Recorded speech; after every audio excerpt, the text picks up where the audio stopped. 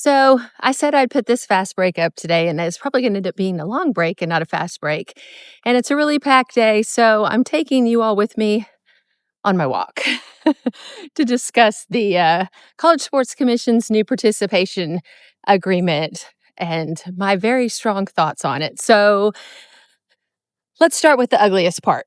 By signing this agreement, universities waive their right to sue the CSC.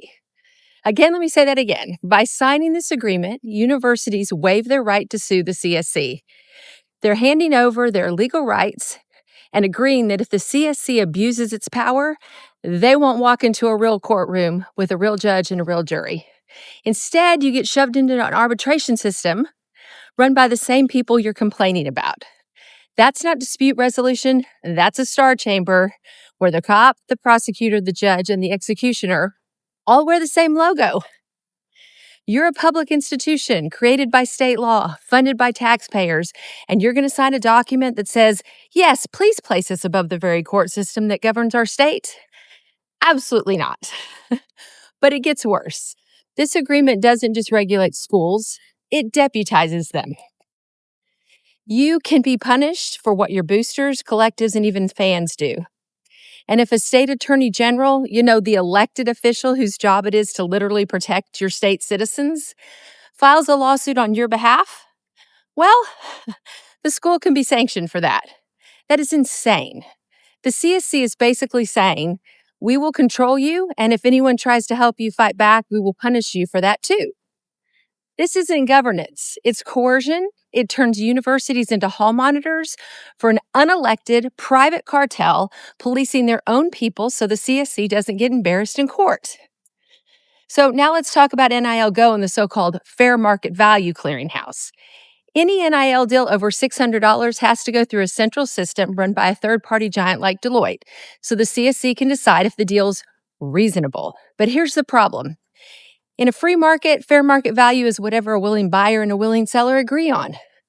If a booster wants to pay an athlete $1 million because they believe it's in the athlete's brand, or because they believe in the athlete's brand, that's between them and the athlete, not an unelected commission. We call it free enterprise for a reason. This isn't oversight, it's price fixing with the dashboard. Now for the part that honestly makes my blood boil. I'm actually going to hold still for this. Section 27B. The agreement literally says that schools cannot support, advocate for, or lobby for any change in the law that would conflict with the CSC's rules. That is a contractual gag order on democracy. Universities, especially public ones, owe their existence to the state. They're supposed to work with legislatures, with Congress, with the public.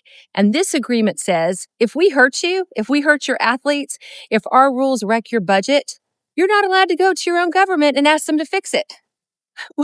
I mean, this is a direct assault on the First Amendment right to petition the government for redress of grievances. No school that calls itself a public institution in the United States of America should even consider signing that. So look, let's drop the legalese. This agreement is a Trojan horse. It promises order, but it delivers subjugation. It caps athletes' earnings. It chills speech. It neuters state law.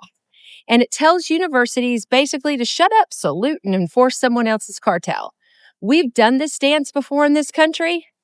We dumped tea in a harbor over less than this. So here's my fast break bottom line.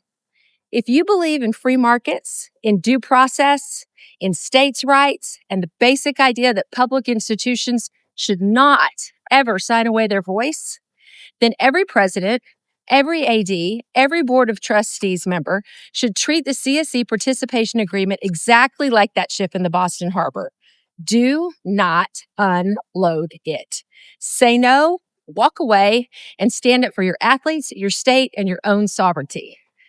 That's your fast break.